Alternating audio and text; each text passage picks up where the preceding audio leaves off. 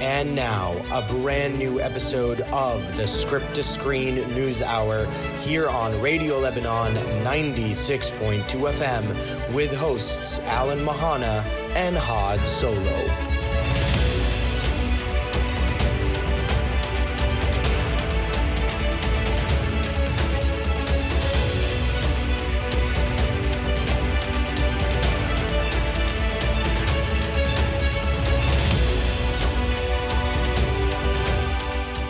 Hello and welcome to a brand new episode of Script to Screen News Hour here on Radio Lebanon 96.2 FM. As always, I'm your host, Alan Mahana, and what a week it has been. There is so much that Had and I have to catch up on. We left you hanging last week. We left you hanging. We played an episode of Script to Screen Score. It was just, I mean, again, like I said, we left you hanging, but so much has happened in the time that we have left you hanging in. Between the Avengers finally releasing a trailer, Captain Marvel releases a second trailer, Spiderman into the Spiderverse comes out, Aquaman comes out, the Golden Globe nominations, Pixar announces a new film.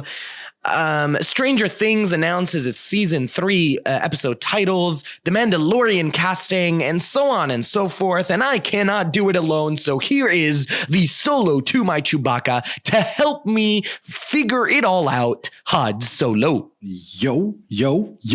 I felt like doing, because like it's very close to Christmas. It is very close to Christmas. So, that is for sure. So why not yo ho yo ho yo yo ho ho ho? Merry Christmas. A little early, but yeah. But it is literally like a very early Christmas season for us film lovers. Yeah. I mean, literally. Are you the type of person when you go into a supermarket, you buy something and you pay and you're like Merry Christmas, or? Oh yeah. I'm definitely a Merry Christmaser. Yeah. Even when I was in the US, a lot of people say Happy Holidays. No, have a very Merry Christmas. But in Lebanon, it's a bit weird because they look at you and they're like, "What are you talking about?" Like it's not Christmas yet. Yeah, we still have a week to go. No. I'm a big. Let's start celebrating Christmas. Merry Christmas to you. Merry Christmas to you too, and as well. Merry my friend. Christmas to the screeners. Screeners. Where would we be without you? By the way, really quickly, before we jump into the movies of the week, because we do have 2 movies of the week. Yep. So some of you have started interacting with us on Anchor. We do have a voice message from one of our listeners. I was supposed to, that was one of the things I wanted to do for today, and I totally forgot to download it. So I'm just going to play it off my phone real quick. It's a really quick message, but I did tell the person that I'm going to have it on the show. So I'm going to have it on the show. So here it is. This is from one of the hosts of a podcast that also plays on Anchor. Okay. They happen to listen to us and disagree with something that I said. So here we go. Ooh. Wait. Come on. Hey, podcast listeners. Welcome back. This is Gordon. Oh, wait. No. That's not it. Hang on. Is that Gordon Ramsay? Oh, my God. He messaged us. No. That was the wrong one. Okay. Here it is. Okay. Here it is. This is amazing. Right. This is great radio. Hello, Script to Screen podcast. I'm Dave from the Owlish Folk podcast. First of all, thanks for the applause. It was nice to be noticed by somebody. And I listened to an episode of your podcast. I really like the theme. My aunt is a screenwriter, so I spend a lot of time talking with her about movies, and we watch a lot of films at home. So I'm excited about Creed 2. I thought Creed 1 was one of the best movies of the year it came out. But I have to say, a strong disagree to your summary of the Star Wars Last Jedi movie. It's a strong disagree. I really enjoyed that. I thought it was the perfect sequel. I thought it made up for the mistakes of the J.J. Abrams movie. Anyway, yeah, keep up the good work. I'll definitely check out more episodes as they come out. Laters. So it's I don't know why, but I like him. yeah, right, right. Of course you like him. He disagreed with me. No, he liked The Last Jedi. Yeah. So again, guys, if you want to, be featured yourselves, please listen to us on Anchor. Send us a voice message. We would love to share your thoughts about Script to Screen with everybody else. Okay. And one last thing before we jump into the movies of the week, because we do have a pretty stuffed episode today. I just want to reiterate something, because I did see something on your Instagram earlier today that really, really, really angered me. And it was the way someone was handling your review of one of the films that we are going to be reviewing today. Look, I'm all for you wanting to defend a movie that you really enjoyed. I'm all for a debate. I'm all for a conversation. What I'm not for is being rude and calling people names. I experienced something like this, like firsthand in the movie theater during Spider-Man Into the Spiderverse. Someone in front of me, they were sitting in the row in front of us. We were having a conversation about the movie. And when I said that I liked Spider-Man Into the Spiderverse a little more than Sam Raimi's Spider-Man, the response of that person was, well, you don't know what you're talking about. You don't know movies. Just because I disagree with you, that does not mean that I don't understand cinema. It means that my perspective is different. And that's sort of what was happening on your Instagram. And again, I'm all for disagreeing with someone. I'm all for having different opinions than someone. What I'm not for is belittling the other person because you think you are, or you somehow understand more than the other person. It's called a difference of opinion. Okay? It's called a difference of opinion. We here at Script to Screen stand by a non-toxic yet critical conversation about movies and TV shows, and that's what we will always be doing. That's what we will always be doing.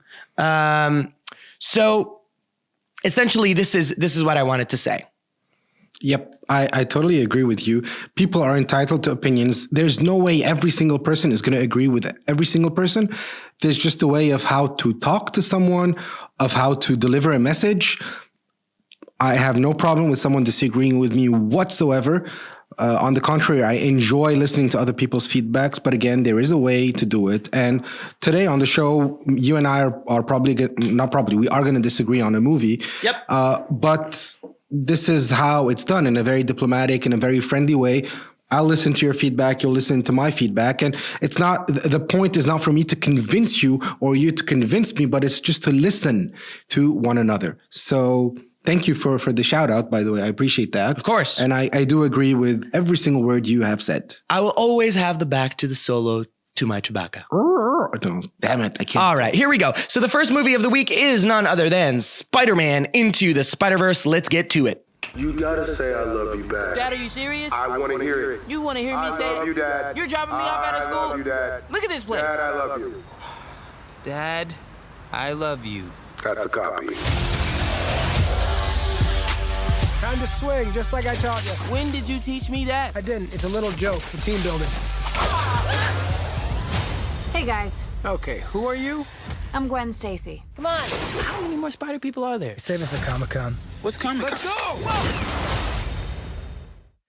All right. Okay, so All right. this movie This movie was dope. it was so good. Yeah, it was. It was so good. Literally one of the best Spider-Man movies ever. It was so good. It was fantastic. Oh my gosh. It was so much fun. And It was nonstop. It was like, I mean, a visual like cocktail of, Absolutely. I mean, some of the best animation I've ever seen. Literally, I think this is an evolution in animation. This merger between hand drawn and CGI and the lighting and the I don't know, like the glitches and the like man. It was like watching a comic book. Yes. On the screen. Yes. If you had to like find a terminology for that or a sentence, that's what happened. Preach. And it was so much fun. It was and so good. So good. And how do you want to do this? I don't even know because I mean, we're both so happy with the movie. Yeah. I am literally super happy with this film. I'm super happy with the narrative. I'm super happy with how meta it was. Yeah. Because Phil Lord and Christopher Miller, who directed this film, who also directed the Lego Movie, paid homage to what Sam Raimi did. There were a lot of scenes from the Sam Raimi movie. Very true. Some commenting on the dancing of the Sam Raimi movie. Not afraid to make fun of itself. Yes. And this is the brilliance of this film is that it knew what it was. And, for a movie that promoted taking a leap of faith, Sony definitely took a leap of faith with this movie. Yeah. And boy, did they stick it at the landing. Yeah. Boy, did they stick it at the landing. The voice acting was superb. The music was just, I mean, the soundtrack is on replay in my car. And it just, I mean, I don't even. It worked. It just, It could have been so messy. It was I was afraid it was going to be very messy because all the different Spider-Man and everything. Storylines intertwining, and they knocked it out of the park. Yeah. They scored a goal. I don't know. It was, I had so much fun again watching this film. To me, it is the best animation this year that I've seen. Yes, hands down. Hands down. Yes, I loved The Incredibles. I loved Wreck-It Ralph, but this was this next is something level. Else, man. This was next level. Else. It was smart. It was witty. It had heart. You loved the characters. I loved that for a change, after 900 versions of Spider-Man, and I said this in my review, how Miles learns how to become Superman. Yes. In all the other movies. You just said learns how to become Superman. Spider-Man. Oh, no. I think I know why I said that. But yeah. So he learns how to become Spider-Man, because usually in the previous movies, what would happen is we would skip that whole phase and... Yeah, there's no learning. Yeah. There was no learning. See like maybe one scene where he's trying, like Tobey Maguire when he's trying to... Go Spider-Man. Yeah, go Spider-Man, absolutely. And then you jump after and he is Spider-Man. Right. So it was nice. And all the Spider people were so much fun and interesting. They're unique, they're memorable. I mean, completely out of nowhere and, and artistic and their drawings reflect where they come from. Look, I can guarantee you that once that thing comes out on DVD or Blu-ray, watching this film at home, I can promise you that if you pause at any moment in this movie, whatever you're looking at is going to be a freaking painting. Yeah. Like I would love to simply print out every single one of those screen captures and just put them in a frame on my wall. I said that about another film earlier this year. I don't remember which one, but I feel like I've said something like this. You have said something like that. I've said something like this earlier. I don't remember which movie it was, but granted, I mean, just gorgeous, gorgeous movie. Very smart, a lot of heart, a lot of hardship. Man, I teared up twice. Yeah. Like I teared up twice. I'm not going to tell you when, because those would be spoilers, but like, boy, did they hit you in the gut. Like it was, I mean, yeah, it's just super good. I mean, I don't know what else to say about it. Like, it's just go check it out. It just worked. It's beautiful. A great homage to, and the homage that they gave to the creator himself. Yeah. There's the two after credit scenes. One is hilarious. You'll piss your pants laughing, and the other, you'll probably shed a couple of tears. And in the movie, you will as well. Yeah, but there's the after credit scenes. Because I think out of all of Stan Lee's cameos, for me, this was the most Stan Lee. It was this was wow. This was like on point. Exactly. And it just, the weight of it now because of his passing is even, yeah. Well, thank you, Philip Lord and Christopher Miller. I wish Disney didn't fire you. Yeah, Solo, man. Solo could have been something. Could you imagine if they had done this to Solo? That was why I was initially excited about Solo, by the way. Yeah. Because of them. Yeah. And then when they got fired and then Ron Howard came on board, I slowly started to worry till that first trailer. Yeah, I mean, we had talked about the trailer back then. I told you, I've got a bad feeling about this. Hey, all right. Well, I've got a bad feeling about what's about to happen next. Here we go. Bad feeling. Let's jump into the second film of the week really quick, which is none other than DC's Aquaman. Atlantis has always had a king. Now I need something more.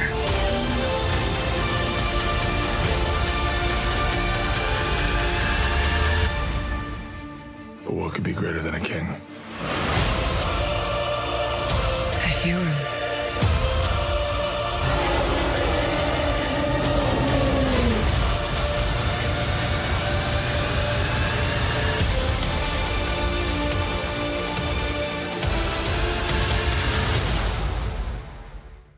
All right. So how do you want to do this? I think let's do this a bit differently. Maybe you share your opinion and then mine. Sure. Because Okay. All right. it's two different opinions. It's very different. Okay. It's very different opinions as well. So here's the thing. I was very, the more trailers I saw for this film, and I've recently become a very anti-trailer kind of person, and I usually avoid trailers, but for whatever reason, something about this film said, Alan, you know what? Watch the trailer. Give me a shot. So I saw the first trailer, then I saw the extended trailer, then I saw the behind the scenes featurette that was thrown out. And the more I saw, the more excited I became about this movie, the more excited I got about this movie. You saw my excitement rising week by week. You would see how pumped I was about this movie. And it was because of the fact that within all of these, the first trailer, the extended trailer, and the behind the scenes, I could tell how much passion was behind this project. And then we see the film, what was it, 2 days ago? On Tuesday. On Tuesday. So 3 days ago. 4 days, whatever. I'm confused with the days. Yeah, on Tuesdays. So for me, the film delivers on the three things that I look for in a movie, which I've recently dubbed the 3 H's. Yeah. And you guys are going to be hearing about the 3 H's a lot more. I promise you there's a book in the works about the 3 H's. Like I'm taking this to the home stretch. 4 H's. To the home stretch. 3. Had. Oh, had. Aw. Okay, you'll be in the dedication. Dedicated to the 4th H. Yes. Okay. So it had hardship. It had humor. And I think this is where you and I disagree, and you and me and a few of our other friends disagree. It had a lot of heart for me as well. The humor was on point because the way Jason Momoa portrays Aquaman is just beyond words genius for me. And the jokes were on point. The hardship, he is almost like a demigod and he is still failing in this movie. He doesn't get it right from the beginning. He does have a struggle, and it's an interior struggle and an exterior struggle. And then the heart is, I don't know how to explain it, but it's there. Like I could see it. I could see it in what every single one of those characters were doing within the film. James Wan's vision is just beyond words. This is, for me, just like Spider-Man Into the Spiderverse is an evolution in animation. This is an evolution in visual effects, because not everything is CGI, even though you might debate that some things are CGI. There's a lot of prosthetic work. There's a lot of, like the string wires and like mechanics and whatever, because again, I've seen the behind the scenes. The world building that James Wan does, I like merged his name together. James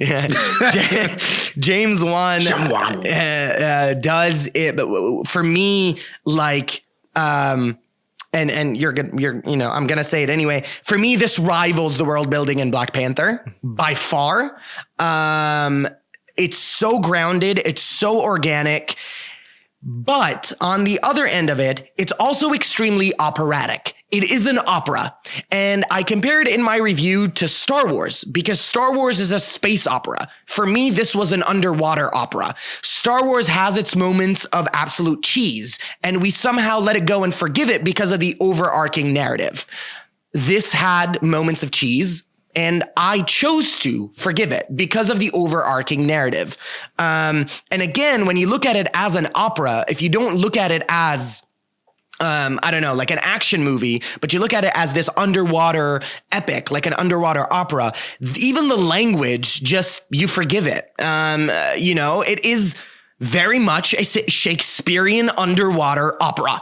And there's nothing wrong with that. It is a hugely escapist film.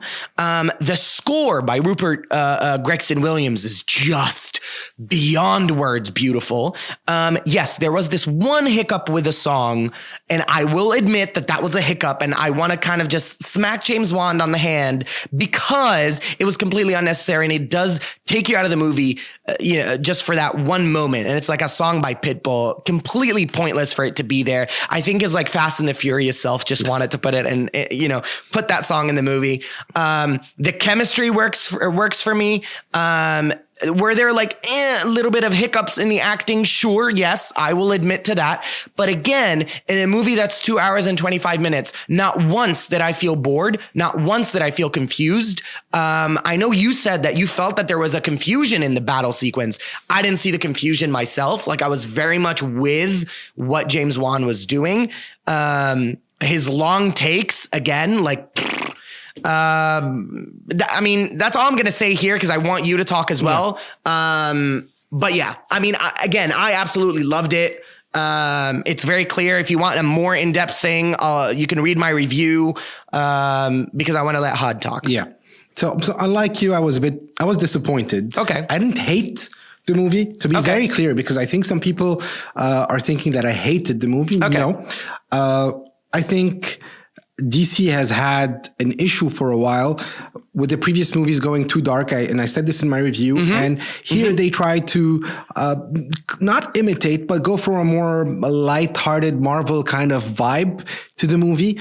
Sure. And I still think they still need to find their own voice properly. I think there were issues. There were things missing. Okay. Humor-wise, some jokes landed, some jokes, I was like, you were talking about the cheesiness. For some reason, it couldn't pass with me. Okay. I wanted to like this movie because especially after like reading a few reviews, which I usually don't do after watching the movie. And I'm like, okay, maybe you're wrong. Think about it. And no, I could not force myself to like this movie. I mean, and you're not, I'm by any means, I would not want you to be forcing yourself to like a movie. Yeah. Unlike you, I found no chemistry between Amber Heard and Jason Momoa, even though I have a massive crush on her. I think everybody has a massive crush on Amber Heard. She is. I think she needs to let go of the blonde hair. I think she needs to have her amazingly beautiful. Hair? You mean let go of her red hair? No, she should let go of her actual hair color and be a redhead. Well, it was very wiggy. Her hair wasn't very. I kept looking at her hair. I like redheads, so yeah, okay. Just saying. Well, that's what I'm saying. Yeah, redheads, man. What are you gonna do? Yeah, it did confuse me. But pace-wise, I don't know. I just within the first 2 minutes of the movie, sometimes you're gonna get hooked or not. It just didn't get me hooked. Acting wise, with the exception of Momoa, he's a lot of fun. He's a great Aquaman. He's very charismatic. He makes his jokes and I like his struggle. And as you said, his personal journey and story, that's very interesting. But in terms of other performances, I didn't like Patrick Wilson. See, and I loved him. I found him very theatrical, over the top. But again, when you look at it as an opera, it works. When you look at it as what it is supposed to be, it works. But is it supposed to be? Is this how James Wan intended it to be? I don't know. I mean, if you look at the film, there is no way that that's not what his intention was. I don't know. I can't, like the Star Wars comparison to me. We'll have to sit and discuss it. Sure, yeah, and I'd love to do more, that to see exactly. Or on the air for a spotlight episode. Oh, we could do that. But I don't want to drag on for much longer because I don't know how much time we have left. Well, yeah, I mean we've kind of bored people. We are very much due for a musical break. For a musical break. But very quickly to wrap it up, they are on the right track. DC is on the right track. It's a step in the right direction. They still have some work to do. Let's see what happens next. The fight scene, the fight sequence at the end super confused me. I didn't know who was killed. I just saw too much chaos, and there's a word in French which is bordel. So I saw too much pandemonium. Yeah, pandemonium. Yeah. So that's it. That's it very quickly in a nutshell. Sure. I wish I'd enjoyed it more. I almost feel like the Aquaman for you is like Black Panther for me. Perhaps. Yeah. because I still don't like that movie as much as you do. Yeah. So, and the Golden Globes. Sure, if that was the That's the Golden Globe jingle. Is it? Is it now? Yeah. Okay, so really quick, we don't want to waste too much time, but we do want to kind of share our thoughts about the Golden Globes. First off, a big, massive congratulations to a Lebanese film making it to the Golden Globes. This is the first time a Lebanese film has made it to the Golden Globes. It's amazing. The film has also got nominated for the Critics' Choice Awards, which is also fantastic. And this is none other than Nadine Lebake's Capharnaum. Yeah. We are very happy, very, very, very happy. We wish them all the best. They're doing the American touring now. She was at the UN today. Giving a speech. So it's just amazing. No, it's fantastic. I'm so happy. The road that she's on is great. Okay, so let's jump right in and just kind of give our 2 cents. I'm just gonna brush over some things really quickly. Yeah. It's interesting for me that this is the first year at the Golden Globes with no Game of Thrones at all. Again, because we didn't have a Game of Thrones season last year. So it's very interesting that we haven't, it's not there. It's not present.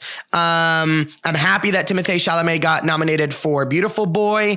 I'm surprised about Mary Poppins, honestly. Like, this is really good press for them. I'm excited. Definitely excited for the premiere. Because we haven't seen it yet. We haven't seen it yet. My main my main issue here, and I'm probably going to get a lot of heat for this, but my main issue is that I cannot for the life of me understand why Black Panther is in the Best Picture drama nomination. For me, this should have been a spot for The First Man, which feels more like an award movie. I didn't like it. Or why not Widows? Or Widows, even, even more. I don't know. I don't understand. You apparently have a defense for this, so go for it. I'll tell you why I'm happy that it's nominated, because I hope it'll pave the way for future superhero movies that are worthy to actually compete within this category. Because I do think that throughout the years, there have been some movies which were not looked at properly. One of which, Logan. Yeah. Okay. The Dark Knight. Those to me are movies which were. Well, I mean, The Dark Knight did get Oscar buzz, and Heath won Best Supporting Actor, but I think as a movie. Oh, it did not. Okay, yeah, maybe not. So as that category of movies, sure, they're getting better and better. Okay, and I think it's about time that people gave them some award recognition. Okay. On that point, I'm going to agree with you. Yeah. But I still don't agree with... mean, for me, what's it called? Infinity War was far superior to this movie. Absolutely. So even though I love Black Panther, but again, Infinity War, if a Marvel movie should have been there, it should have been Infinity War. Yes. For many reasons. Sure. But again, there are more deserving movies, I think, that should have been nominated. Yeah, agreed. Your film, Green Book. I'm very happy with Viggo Mortensen and Mahershala Ali's nominations. Yep. Green Book itself being nominated. Bradley Cooper. Yeah, Lady Gaga. I'm disappointed that Sam Wilson and Stallone were not nominated for Creed. And for A Star Is Born. Yep. Those were a bit kind of disappointments to me. There are some movies which I don't think have seen yet because they haven't been released in Lebanon. So like The Favorite, 8th Grade, I didn't see those. Yeah. Stan and Ollie obviously hasn't been released yet. I don't think The Old Man and the Gun was released. Was it released? I think it came out for 1 week. Oh yeah. So we totally missed that. Vice isn't out yet. Yeah. So I'd like to kind of watch a bit more of these movies and then give an actual opinion. Yeah. But in terms of snubs, if I'm not mistaken, that's pretty much kind of it in terms of movies. In terms of series, of course, Game of Thrones wasn't present. So we'll see next year. I mean, Spiderman Into the Spiderverse was very nominated. happy about that. Yeah. I think a lot of them make sense. I'm very excited about Roma, which is competing with Capharnaum, but I've heard so much positive buzz. Right. In the Golden Globes it is. We don't know whether or not it will in the Oscars. Yeah. That we don't know. Absolutely. So I'm very interested with the best director for motion picture. That's also very interesting. It's a very big. I mean, like the competition here is like it's so high. It's very diverse. It's very interesting. Best original song is also very interesting. Let's see. As far as TV shows, I'd rather not get into it too much because it's very much like the same stuff over and over. There are a few new shows, but again, I mean, the assassination of Gianni Versace was the one that really got a lot of hype. But the Bodyguard is quite interesting. And The Bodyguard as well. Oh, and Thandie Newton for Westworld, which she keeps getting nominated. Yeah. And I completely agree with every time she gets nominated because she is superb. And one final thing, I'm very happy personally to see Jim Carrey back in award contention. Yes. For Kidding. Yeah. So he's someone I really enjoy, and he's crazy, and he's very smart, and I think people don't see that. So good for you, Jim Carrey. Good for you. Yeah. Richard Madden is also for The Bodyguard as well. Yep. All right. So that was a very kind of messy briefing of the Golden Globes, but it is what it is. Let's move on to the second thing we want to talk about, which is 2 trailers dropped earlier between last week and this week, I think. Last week. They dropped last week. And we got a lot of messages on Instagram going, where is your, like, why aren't you guys talking about this? Because we wanted to save it for today. Okay, so let's talk about Captain Marvel first, and then we'll jump into Endgame. Yeah. So I just need to say one thing, and I need to preface this. Italia Films, please don't hate me for saying this, but Marvel should have picked a better actress to carry the weight of Captain Marvel, because this is the second trailer that I've seen, and I cannot feel any connection to Brie Larson. Like the line where she's like, I'm not here to start the war. I'm here to end it or something. I'm like, really? Like, that's how you deliver that line? Come on. Like, you were the woman in, what's it? Room? Like, come on. Really? Like, you can't bring some gravitas to deliver this line?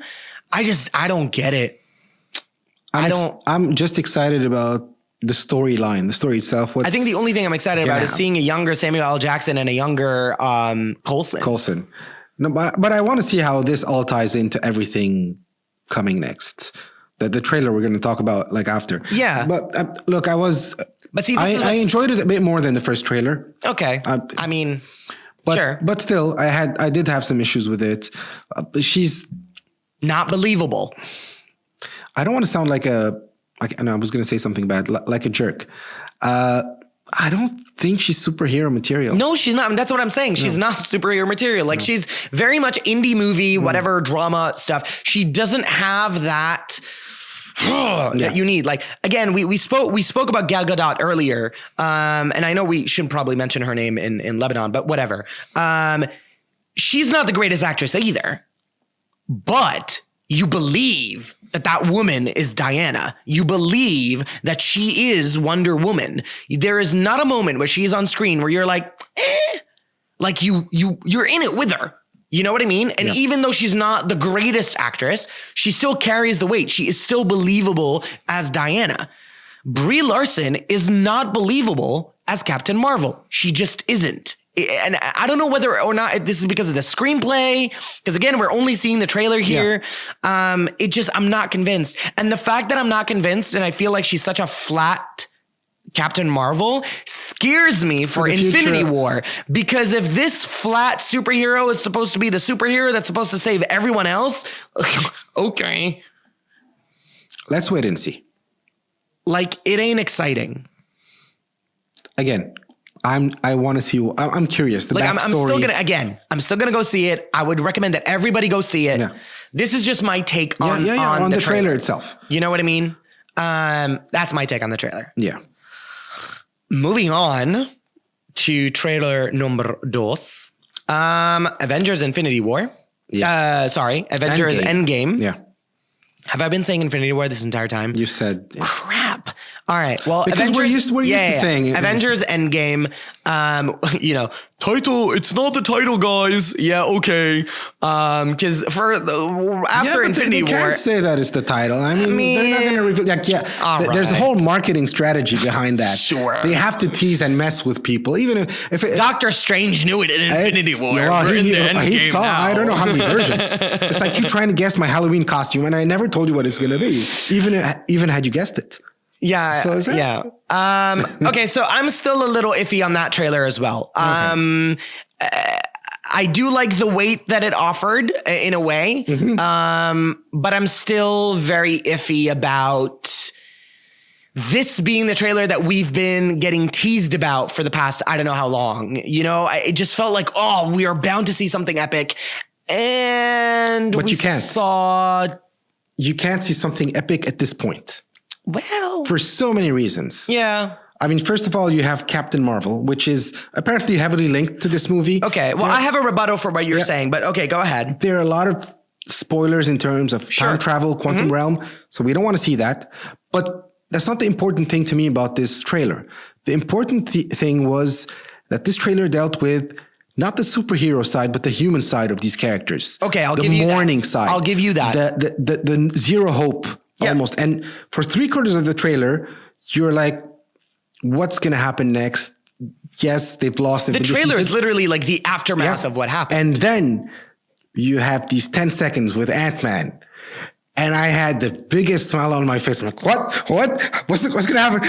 And that just, that changed the whole experience of the trailer, and the whole combination of the sadness and this hope made me love the trailer. So here's my question for this. How on earth, you were talking marketing strategy and whatever. Yeah. But they're about to be releasing the Spider-Man Far From Home trailer very soon. How on earth? I don't think they should. How on earth is that smart marketing? Because technically speaking, we're all supposed to be in the dark that Peter is quote unquote dusted. Yeah. Decimated. Dusted. It's called the decimation. Marvel has had a term for the dusting away. It's the decimation. We're about to be decimated on this show.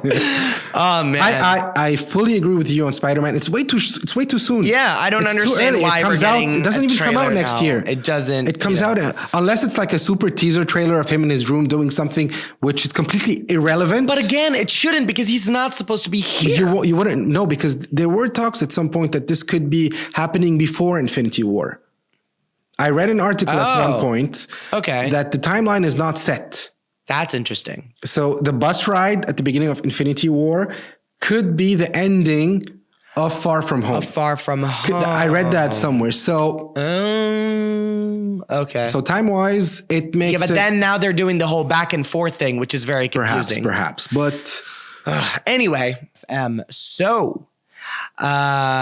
this is we're going to have to jump in really quick now to kind of cover everything else that we have to cover for this episode. All right. So the first things first, we've got Pixar just released their, it's kind of like a synopsis and the cast for Onward. You got that pulled up?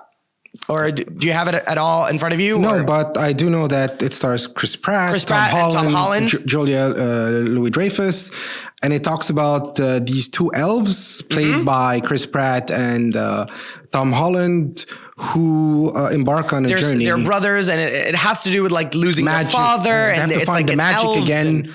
It's super fantastical. Yeah. It's from Pixar, so it's supposed to be a very hardcore, like a Pixar movie. Apparently, Chris Pratt like cried in the movie because it like really hit home for him, and very emotional movie. He thinks that, we're going to be wrecked watching this film, which, I mean, after him saying we're going to be wrecked watching this movie and Tim Allen saying we're going to be wrecked watching Toy Story 4, what on earth is Pixar wanting from us? To go into therapy? I think they want to have these big booths where we can get hugs after the movie. I mean, like the hug. What is happening? The Hulk hug. What is happening? Okay. Stranger Things season 3 revealed their titles in a very interesting teaser. Did you get a chance to read the titles? Yeah, I did. Very 80s. Yeah, Very. right? I like the vibe. I like the whole set, the tone of the title names.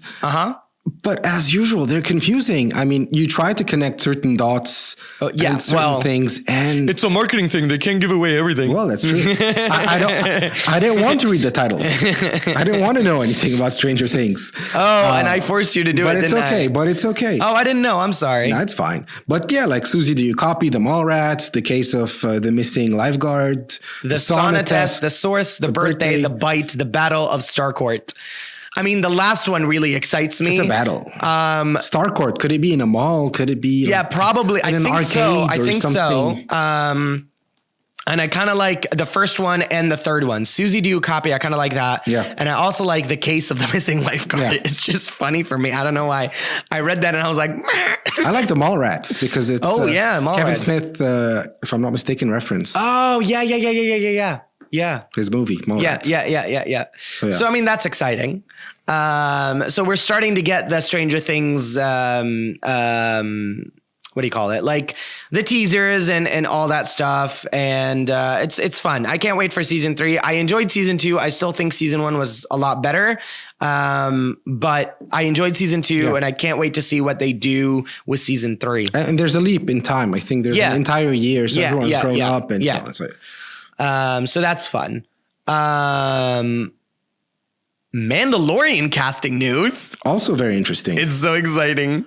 I just need to open the picture, which I have saved. Yeah, there we go. Okay. So we've got Pedro Pascal in the lead. So he is the Mandalorian, which I'm so happy. Look, I love you ladies, but I think we deserve a male lead for a second because it's been it was like Rogue One. It was episode 7, Awakens. episode 8. We got Solo, but we want to ignore that because that doesn't exist.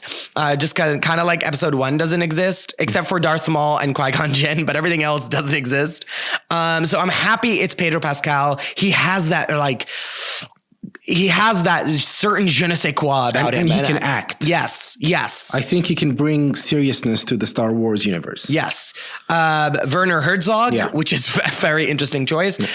Gina Carano. Yeah. Big ass fighter, like very, very fun person. Carl Weathers, Nick Nolte, Giancarlo Esposito, Emily Swallow, and Omid Abtahi, which is... I mean, that is a cast and a half. You know what? I looked at the cast, by the way. For some reason, in my head, Carl Weathers is, what's his name's father? Billy D. Williams. Lando. Oh, that would be so interesting. I don't know why.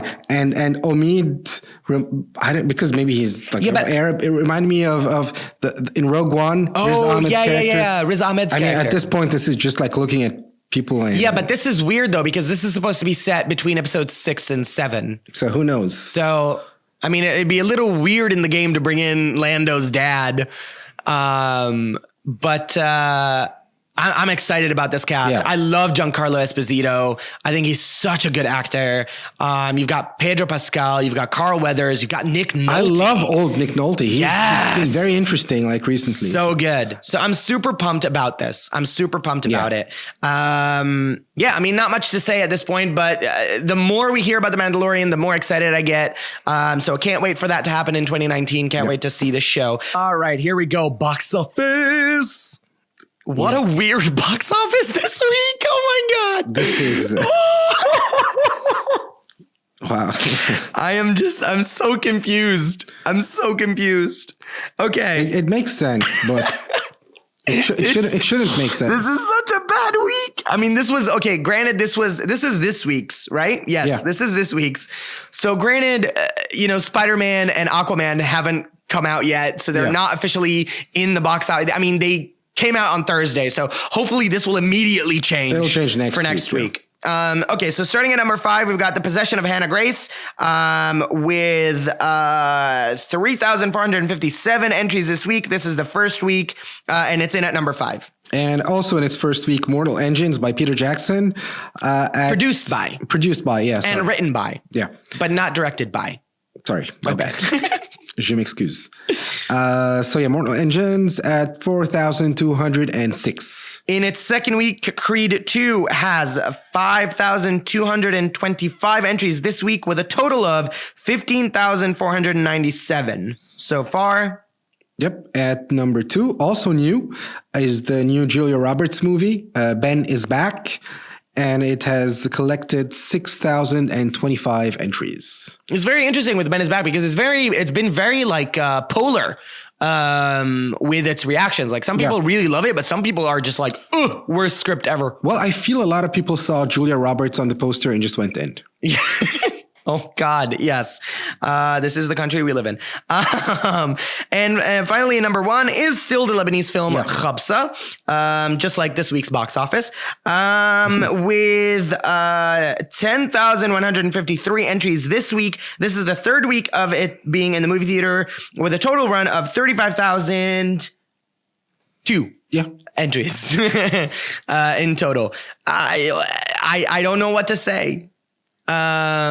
I don't know what to say. I mean, choose better, guys. Like choose better. Oh man. They should have chosen more wisely. Oh man. I mean, I haven't seen the Immortal Engines, but something about it just tells me this is not the greatest movie. Yeah. As far as Creed 2, I'm happy it's still relevant because I love that movie. And then the rest is just, it's confusing. And I think next week is going to be even more confusing. Yeah. Because you have a couple of Christmas movies coming out. Yep. You've got the J-Lo movie coming out as well. Exactly. A Second Chance. So we might be thrown second act. Second chance? Second act. Second act, I think. Yeah, it's second act. Can we check? Because now I feel stupid. I hate feeling stupid. Let's see. Whereas it's in our conversations, it's in our WhatsApp conversations. Second act. Yep, second act. And then Colette comes out as well. So that they might, I don't know. We've seen weirder things in the box office. So yeah. We've seen Stranger Things. Hey. Okay. Script to screen recommendations. What do you recommend for us this week, Mr. Solo? This week, I am recommending a film. Okay. I think I always recommend films. Yeah, you do. I should find a soundtrack or a series. But I haven't found anything worth... Anyway, so I'm recommending The Full Monty, which is a British movie from, I think, 98, if I'm not mistaken, with Robert Carlyle, the King, Robert Baratheon from Game of Thrones, Mark Addy. Mark Addy, and a bunch of other people. And it's just a very hilarious movie it's so funny. About this dad who's down on his luck and divorced from his wife and wants to find a way to make some money to keep seeing his kid. Mm-hmm. And he decides to start a strip show with some odd looking fellows. And they're not your regular strippers. They're chubby, they're tall, they're short. And and what's nice about this movie is that's not the whole story. It's each person has an angle, has an arc, has a story. Something happens to that person. You do know that this is also a Broadway show, right? Yes. Yeah, I know. I've never seen it, but I wouldn't mind. And again, it goes back to a movie that has a lot of heart, which is very funny. Right. Which is good music. Yep. Very British comedy. Check it out, The Full Monty. As for me, I'm going to recommend a soundtrack actually this week. And I'm going to recommend, I'm going to cheat and kind of recommend two because they're both really good. I'm going to recommend both soundtracks of Aquaman and Spiderman Into the Spiderverse. I know this is kind of like, our recommendations are for stuff that's past, but these two soundtracks, I've been listening to them nonstop for the past, couple of hours in our day because they released on Friday and they haven't been out for too long. So, but they are genius soundtracks. The song choices for Spider-Man Into the Spider-Verse was amazing. The music by Rupert Gregson-Williams for Aquaman is just so on point. That would be my recommendation for this week. Next week, we've got our Christmas marathon starting on Friday, ending on Saturday. It's like a 2-day event. It's our Christmas spectacular. So make sure you join us next week for that as we go into light speed towards the holiday season, towards the Christmas season. On that note, again, if you want to leave us a voice message. You can do so on Anchor. We would love to hear from you guys. Please do that. If you want to follow us on social media, you could do so at Alamahana on my end, and Had.solo. you can also follow me on Twitter now, guys, because I'm on Twitter and I've become more active. Also Alamahana. You can also follow us on our Facebook at Script to Screen Pod, as well as You can check the videos out of the episodes on YouTube and Facebook. What else? We're on all podcast platforms. Anything else that we want to say? Website. Our website, scripttoscreenpod.com as well. Yep, pretty much it. Yep. Again, we're coming towards the end of the year. We've got the 2 Christmas episodes next week. We've got our roundtable coming up, by the end of December, before 2019, when we start our new year here at Script to Screen, which is going to be hopefully a very exciting year for us. And again, I want to say one thing. I'm going to go back to something that I said earlier. Please stop the toxicity, guys. Look, Had and I sometimes disagree on movies. We do this all the time. I'm a fan of Man of Steel, and he can't even absorb the conversation that I'm a fan of Man of Steel now.